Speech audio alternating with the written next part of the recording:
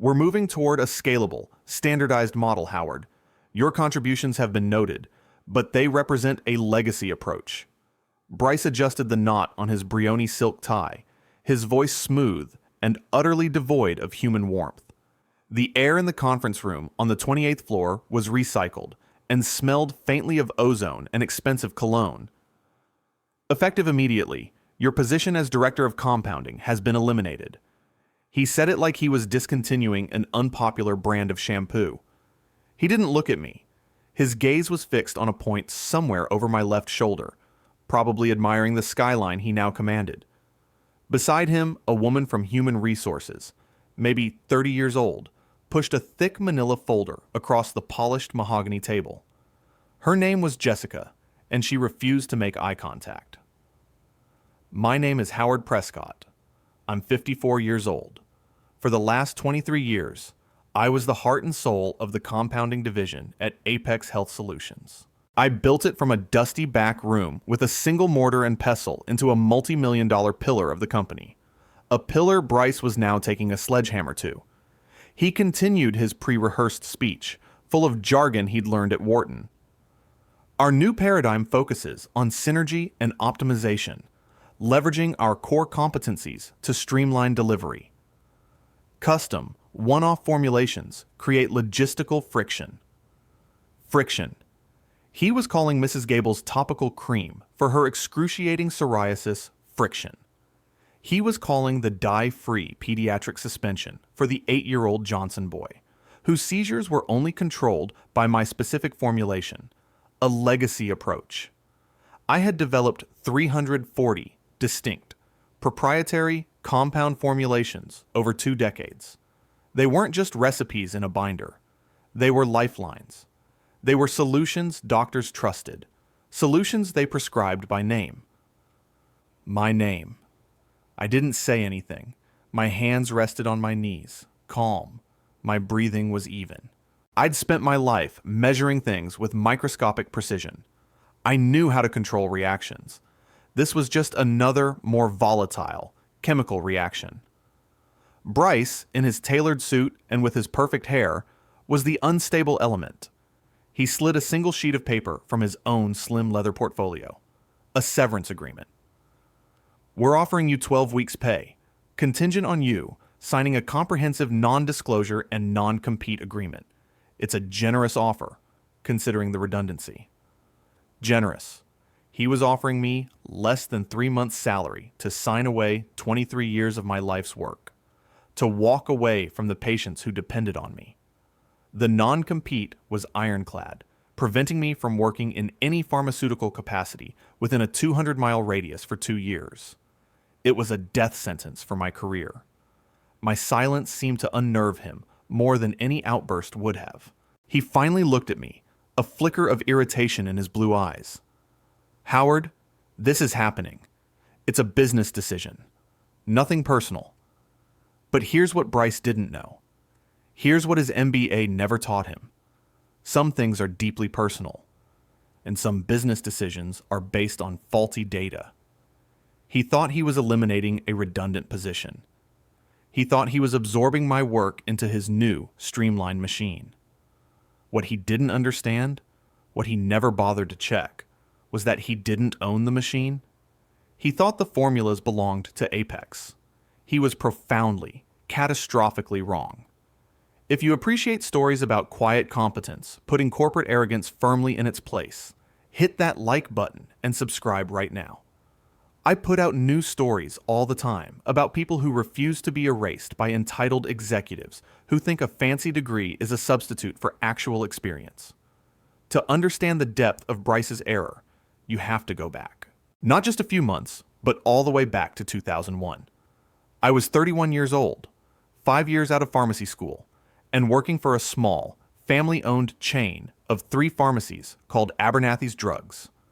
The founder, a kind, shrewd man named Arthur Abernathy, saw something in me. I wasn't content just counting pills. I was fascinated by the chemistry, the art of creating a specific solution for a specific problem. He gave me a small, windowless room in the back of his flagship store, a budget of $5,000, and a simple directive: see what you can build. For the next 7 years, I built. I worked 70-hour weeks. I filled the prescriptions during the day and experimented at night. My wife, Sarah, would bring me dinner at the pharmacy. Our daughter, Emily, took her first steps on the worn linoleum floor of that stockroom. I developed my first major success in 2003. A dermatologist, Dr. Evans, had a patient with a rare, blistering skin condition. Nothing commercial worked. He gave me the parameters, the challenges, the patient's specific allergies. After 47 different attempts, I created HP017, a transdermal cream that combined 3 active ingredients in a unique, non-irritating base. It worked. Within a week, the patient's condition was in remission. Word spread. Soon, specialists from all over the region were calling me: pediatric neurologists, oncologists, rheumatologists. Each call was a new puzzle. A child who couldn't swallow pills needed a liquid suspension, but the active ingredient was notoriously unstable in liquid. An elderly patient needed a pain medication that didn't interact with their 10 other prescriptions. I solved the puzzles. HP018, HP019, HP020. By 2008, I had a catalog of 112 unique formulations, and Abernathy's compounding pharmacy was the most respected in the state. The breaking point came in February 2008. Arthur Abernathy was 72. His kids had no interest in the business. Apex Health Solutions, a rapidly expanding national chain, made him an offer he couldn't refuse: $16.8 million. He sat me down in his office, the one that smelled of old paper and cherry pipe tobacco. "Howard," he said, his voice heavy, "I'm selling, but I'm worried about you. These corporate boys, they don't think like we do. They see assets on a spreadsheet, not people." He leaned forward, his eyes intense. "Those formulas are your art. They're your intellectual property. We never had you sign a work-for-hire IP clause. You developed them on your own initiative." I didn't understand what he was getting at. "But I did it here, at Abernathy's." "Doesn't matter," he insisted. "You're the inventor.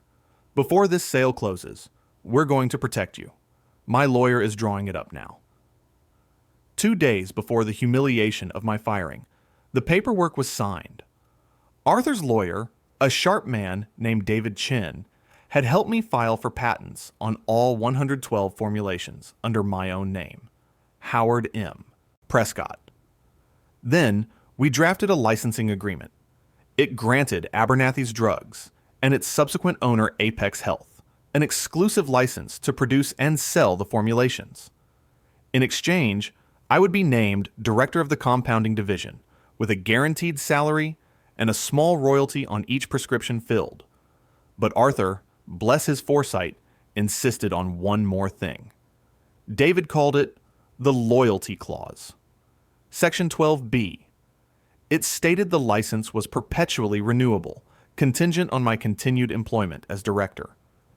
If my employment was terminated by Apex for any reason other than gross misconduct or criminal negligence, a termination without cause, the entire licensing agreement would be rendered null and void, effective immediately. Arthur tapped the document with a thick finger. "This is your parachute, son. They'll need you more than you need them. This piece of paper ensures they never forget it." Over the next 15 years under Apex, I continued to innovate. The division grew. I hired and trained a team. I developed another 228 formulations. Each new formula was added as an addendum to the original patent list and covered by the same licensing agreement. Apex's legal department, fat and lazy, just rubber-stamped the addendums every year. They never bothered to read the original 2008 agreement. It was just a legacy document from a long-ago acquisition. Why would they? I was a loyal employee, and the division was printing money. Then, 6 months ago, Bryce arrived. He was 38 years old. the new senior vice president of regional operations. He came from the world of private equity, where companies were just collections of assets to be stripped, polished, and sold for parts. He saw my division not as a center for patient care, but as an inefficient, non-scalable anomaly. He couldn't franchise it. He couldn't automate it. So, in his mind, it had to go. He never once visited my lab. He never asked about the patients. He never spoke to the doctors who relied on us. He just looked at a spreadsheet, saw salaries and raw material costs, and decided he could replace it all with a cheaper, centralized system that offered a limited menu of 20 or 30 generic compounds. He saw my salary, $185,000 a year, and saw a cost to be cut. He didn't see the $7 million in annual profit my division generated. So when he pushed that severance agreement across the table, he wasn't just firing an employee. He was unknowingly lighting the fuse on a bomb that had been sitting dormant in a filing cabinet for 15 years.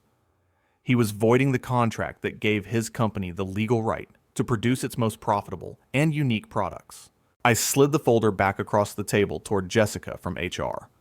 I do not accept the decision to terminate my employment, I said, my voice steady, measured, and I will not be signing this. Bryce actually smirked. That's your choice, Howard, but the decision is final. Your network access has been revoked. Security will escort you from the building. He stood up, smoothing his suit jacket. The meeting was over. He had optimized me. He was so confident, so utterly sure of his authority. He probably went back to his corner office and posted something on LinkedIn about making tough decisions for digital transformation. Hell, he probably had the hashtags ready. $, leadership, $, innovation, $, disruption.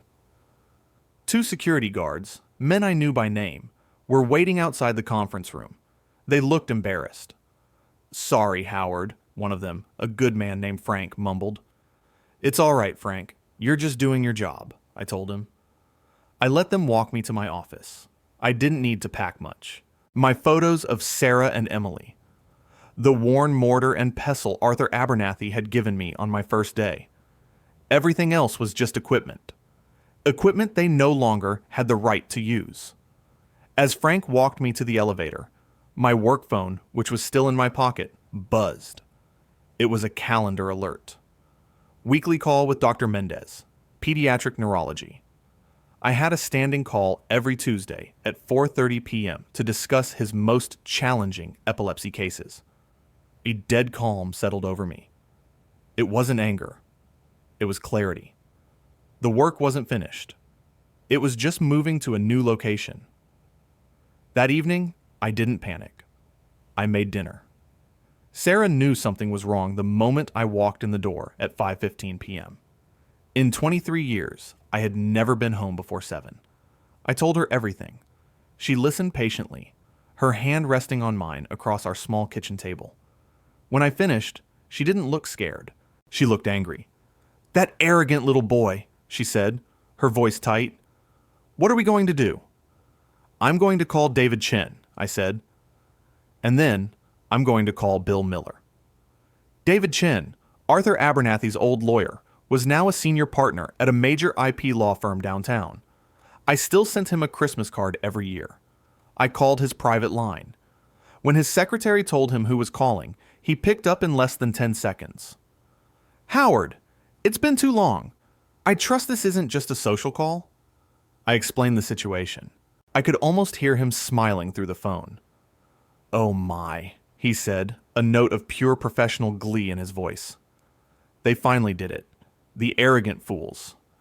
I've been wondering if they'd ever be stupid enough to trigger 12B. Howard, don't say another word to them. Don't sign anything. Don't answer their calls.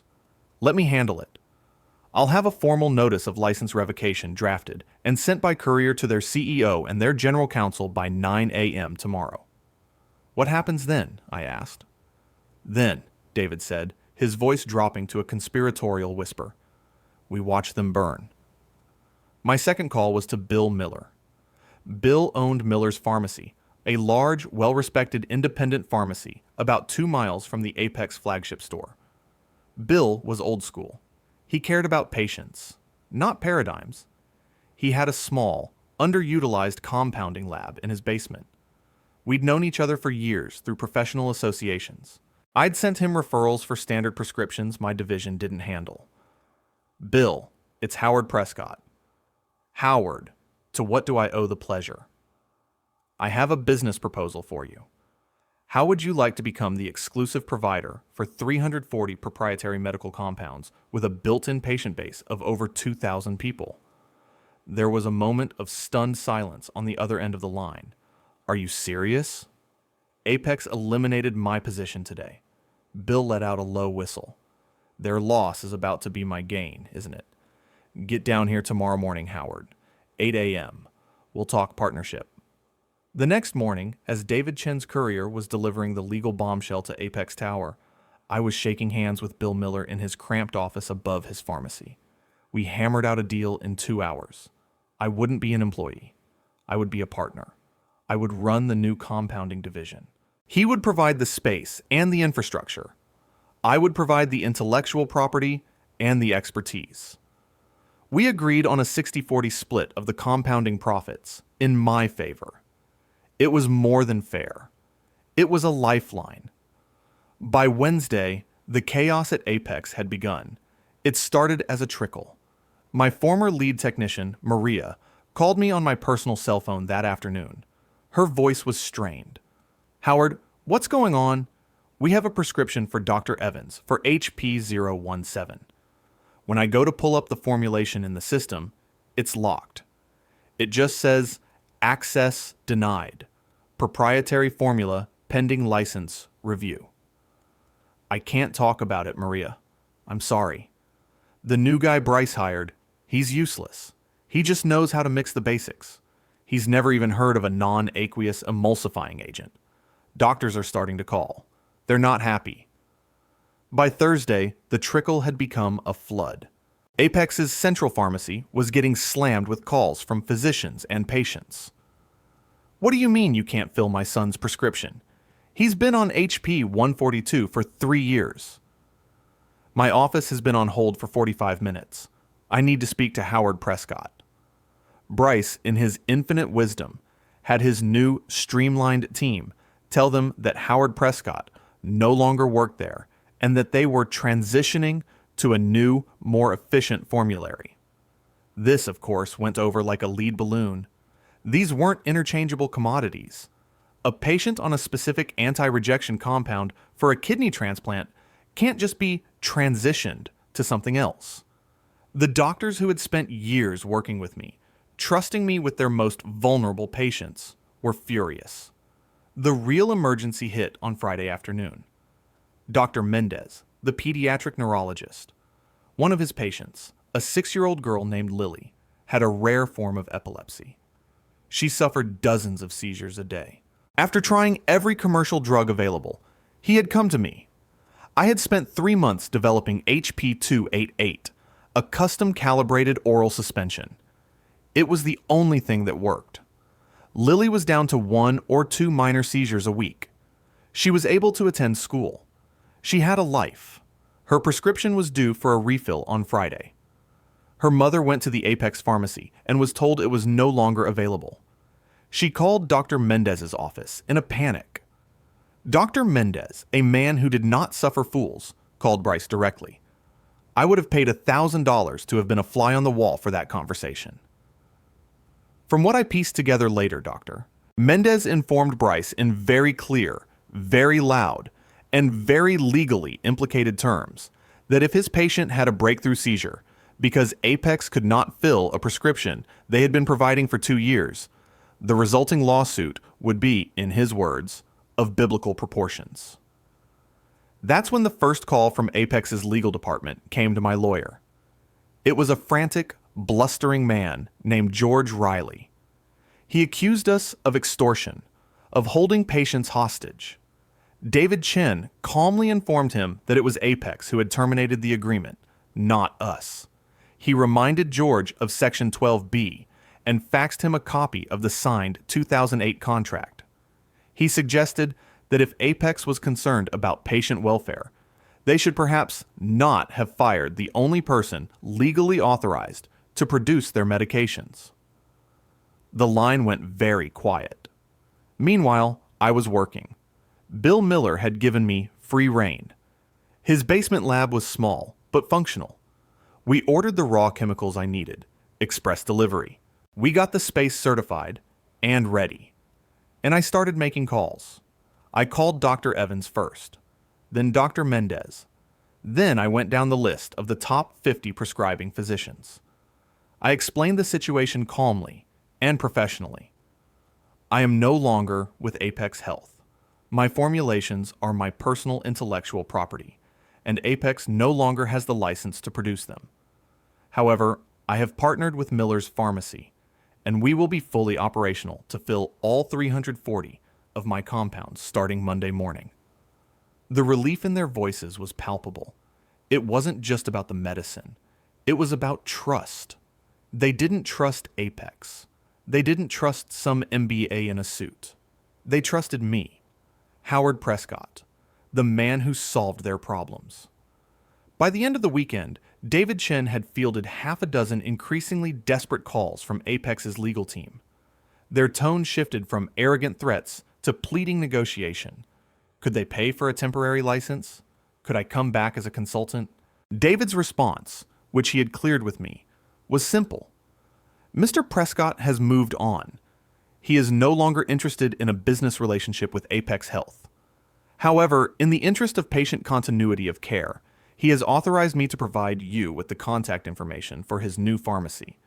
You are, of course, free to direct your patients there to have their prescriptions filled. The sheer, beautiful, poetic justice of it was breathtaking. To solve the crisis he had created, Bryce would have to actively send his customers to his direct competitor. The call for the emergency board meeting came the following Tuesday. They requested my presence. David advised me to go. Let them see the man they so foolishly discarded, he said. Wear a nice suit. I walked into the same conference room where I had been fired 6 days earlier. The mood was different. The air was thick with panic. The CEO of Apex Health, a man named Robert Sterling, was there. The entire executive board was there, and at the far end of the table, looking pale and shrunken in his expensive suit, was Bryce. He stared at a blank notepad in front of him, his jaw clenched. Sterling, a grim-faced man in his late 60s, gestured to an empty chair. Mr. Prescott, thank you for coming. His voice was gravelly. We find ourselves in a complicated situation. I sat down, placing my leather briefcase on the table. David Chen sat beside me. It's not complicated at all, Robert, David said pleasantly. Apex terminated its licensing agreement. The intellectual property rights for the 340 formulations reverted solely to their owner, my client. Bryce finally looked up, his face flushed with anger. This is a shakedown. He developed those on company time. David smiled a thin, predatory smile. Did he? The original 112 were developed at Abernathy's Drugs, which had no work-for-hire IP agreement. And the subsequent 228 were developed under the explicit terms of the 2008 licensing contract, which reaffirms Mr. Prescott's ownership. A contract your legal team has been rubber-stamping addendums to for 15 years. Perhaps you should have read it before you decided to streamline your most profitable division, Mr. Bryce. The name was never mentioned, but I knew Bryce was the target. His face went from red to ashen. The other board members shifted uncomfortably in their seats, refusing to look at him. He was a liability, an outcast. The CEO, Sterling, held up a hand. Enough. What's done is done. Howard, Mr. Prescott, we need a solution. We have thousands of patients, hundreds of physicians. This is a public relations nightmare, not to mention a massive legal liability. I agree, I said calmly. The patients need their medicine. That has always been my primary concern. What do you want? Sterling asked, getting straight to the point. Name your price. A new contract. A consulting fee. We'll double your salary." I let the silence hang in the air for a moment before I spoke. I looked past Sterling, past the board, and directly at Bryce. I don't want a job at Apex. I don't want a consulting contract.